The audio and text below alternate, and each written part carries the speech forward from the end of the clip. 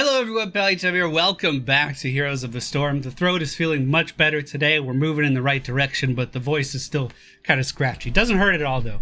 It was weird because this time I got sick and it was like laser targeted at my profession. It's like, oh, you talk for a living? Fuck you. You're not talking now. Deal with that. Anyway, if you're wondering about the camera, I got tired of dealing with the color saturation on this thing yesterday, so I just made it black and white like it was one of the Squadron streams from 2015 or whenever I was going through my black and white phase. And then it made me laugh when I opened up OBS again, so we're going to keep it there for at least a little while. Maybe it'll be off by tomorrow. I don't really know. Stukov has been in the game for a little more than a week, and he kind of has a build that's submitted by the community.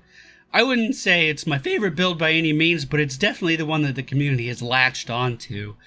It focuses a lot on the E ability of Stukov, so we're going to be going for growing infestation and silencing a wide area of enemies, but also picking up a few talents for our trait in there as well. It seems like this is what you would use if you're a solo support, just based off of my observations, but I wanted to show you guys the build, so we'll do that in today's video. Oh man, 10-minute queue just to play with another Stukov. I thought they were actually putting me in a game that maybe didn't have a mirror match, but no, not today. At level 1, we're going for growing infestation. Lurking arm expands by 50% over 2.5 seconds. So lurking arm normally looks like this. It's a skill shot on your E ability, and it does that on the ground. If we get growing infestation, it's going to continue to grow. And I can show you what that looks like once we get into lane. Our Q ability is the Healing Pustule. This will emanate to a target that we select and then spread to nearby people in the area. As you can see, 3 of my allies here have the healing sign above them, which means they all get a small heal over time. We could detonate that heal with Bio Kill Switch to increase the healing that they receive by a pretty substantial amount. Probably just one top. Push bot. Oh, the basics of Heroes of the Storm. Our W ability is a straight line skill shot that we can fire off towards our adversaries. If it lands, they will be slowed. It progresses over time and they'll take a little bit of damage. It's really it's not that good. It's really hard to land. In most cases, you're better off just trying to deal some damage with your E ability, in my opinion anyway. But we can go ahead and use our E ability on the minion wave, and you'll notice that it spreads out quite nicely. My recommendation of having only one person top, you know, the standard meta on this map, unfortunately, has fallen on deaf ears, so. Oh, they're losing. Good. Good. That's about it. We could detonate our W ability as well, actually, if we wanted to, which will give a 70% slow to the target that we have the W ability on. So this Stukov right here, we could slow him down. I'm not sure why we just ignored him when he was running straight at me, but you know what? That's okay. The objective is almost up, so I'm going to head up there. Stukov does have a deceptively hard-hitting auto attack. The slowest auto attack in the game, but also the hardest hitting auto attack in the game. We're hitting for 283 at level 2, so that's not very bad at all. We could definitely punish this guy here if we wanted to focus on that a little bit. I'll go ahead and detonate our heal just to catch KT up on health. One of the most difficult things about playing Stukov is simply anticipating damage before it happens, because you need to have your Q ability already on the target, ready to go, and then detonating it when your trait is ready, which is every 16 seconds. Your trait actually has an extremely long cooldown. Having a second healer on your team certainly helps with that. We'll go ahead and just silence their Stukov there. So, I mean, this charism is helping out a lot with kind of making it a little bit easier for me to catch up on healing. So I definitely appreciate that. But you'll notice that I'm just trying to keep this thing spreading all the time, trying to keep it on our allies all the time. But it's also important to make sure you're standing next to people that are going to need healing soon. So for instance, our Nazebo up here at the top of the screen, I was nowhere near him and couldn't quite detonate that heal in time to save our charism. So he plays very different from most supports, for sure. At level 4, we are going to go for Vigorous Reuptake. This basically gives you an ancestral heal on your trait whenever you fucking want it. And all you have to do is detonate 50 healing pustules throughout the course of a game. So the sooner you can do that, the better. Yet another reason why I would really like it if our team would start clumping up right about now. Which they're doing fine. It looks like Charism's coming down here, so we're going to be in a pretty good spot.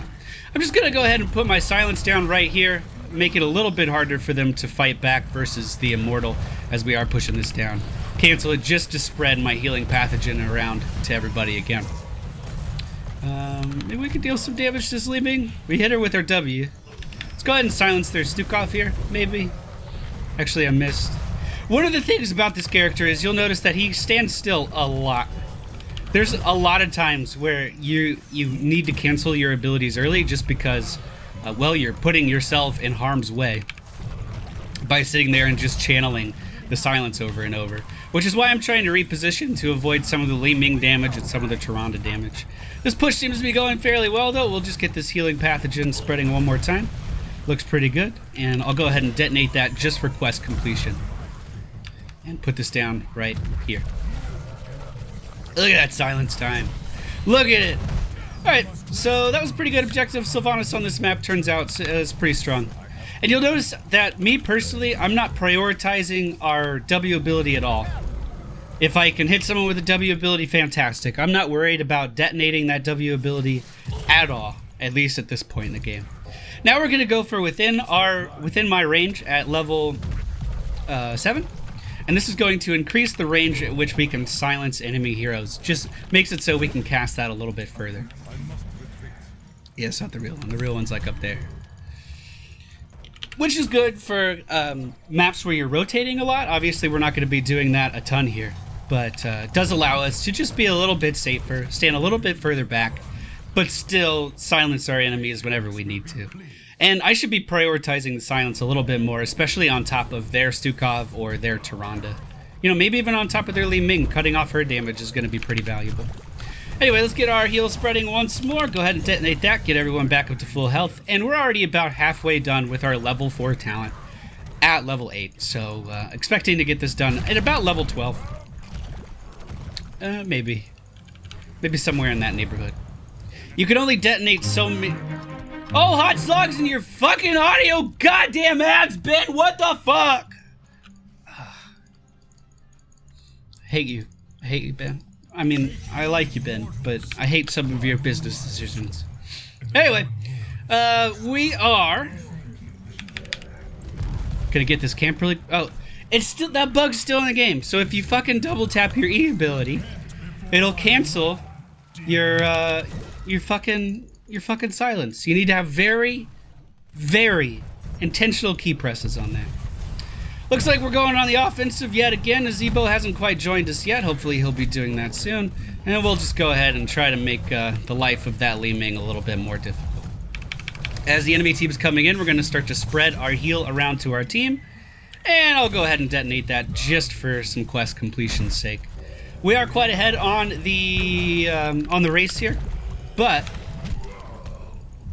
well, quite frankly, we're going to lose our Nazebo up top. I could tell just by looking at the minimap that Illidan was going deep. What the fuck is he doing? I mean, what are you doing to die to him? I think is a better question. Alright, I'm going to go in on this Tyrande here, just auto-attack her a little bit. We did have the slow on top of her, which was going to stop her from getting away for at least a little while. Spread the heal to our allies, go ahead and detonate that, and maybe land another slow on top of Tyrande. Not quite, she is going to get away. We are going to go for Massive Shove here at level 10. Really, I think it's the best option at the level. Allows you to do some pretty cool stuff. And can turn a team fight into something that you go into with even numbers. Like, you can walk into a team fight and it be a 5v5, but you immediately make it a 5v4 by removing someone on the enemy team completely from a fight. And the fact that it only has a 20-second cooldown basically just means you can do it all the fucking time, which I think is really fun. I think it's really fun. Now that our whole team is clumped, I can start to spread our heal around to 5 members of our team and detonate that as well. So our quest should be done fairly soon. We'll slow down their Tyrande here, silence her while she's in the zombie wall as well. She can't do anything, but none of our damage is really focusing her, so she's going to be able to get away. Charism does dive in to finish that off, and we're just going to let this heal spread a little bit and then detonate that once more. Li Ming running away. We'll go ahead and silence her. I double tapped it. Never mind. We're not doing anything to Li Ming. I did hit her with the slow and then the silence on top of that, so I thought it was going to be real good. We'll go ahead and try to... well, actually, let's detonate that heal to make sure no one dies to that precision strike. I was going to try to land the silence on Illidan. It takes away a lot of his survivability and a lot of his mobility, but wasn't quite able to do that in time. We could probably just take Stukov out here. I don't know. We still have a lot of health on our immortal, to be totally honest with you. Tyrande, why don't you leave? Why don't you go over there? Now, every time we detonate our heal, because our quest is completed, we are going to heal for 50% more than we were before. Which I shouldn't have to tell you is pretty fucking valuable. But you still have to plan ahead. We were in risk of losing our kill thus there simply because I wasn't ready with the healing pathogen on top of him when that damage burst started to come in. We are going to go for Lingering Spines. I believe that was the talent in the most successful, most played Stukov build. Actually, it wasn't the most successful, but it was most played. It was in like the top 3 most successful builds. And this simply means that when we silence, the arm will stay on the ground for a little bit longer, and we just get inherently more value out of the ability, but we don't have to necessarily lock ourselves in place for such an extended period of time. We can continue to move around, continue to heal, avoid skill shots, while that silence still persists a little bit longer. And with the talents that we picked up earlier in our talent tree, it will also continue to expand. Now, I have a theory that this talent is the most picked simply because of the bug right now, where, oh, my healing pathogen didn't actually start fucking spreading. That sucked.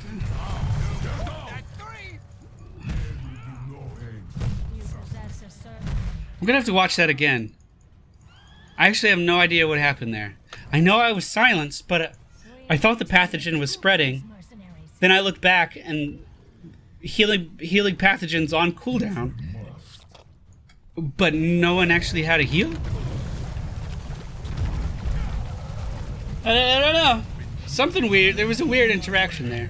But one of my theories about why that the lingering arm is as successful as it is simply because of the E-bug, where if you try to channel it, it just doesn't fucking work sometimes. But who knows? That remains to be seen. Maybe when Stukov is, when they manage to fix that bug, we'll see what the result is.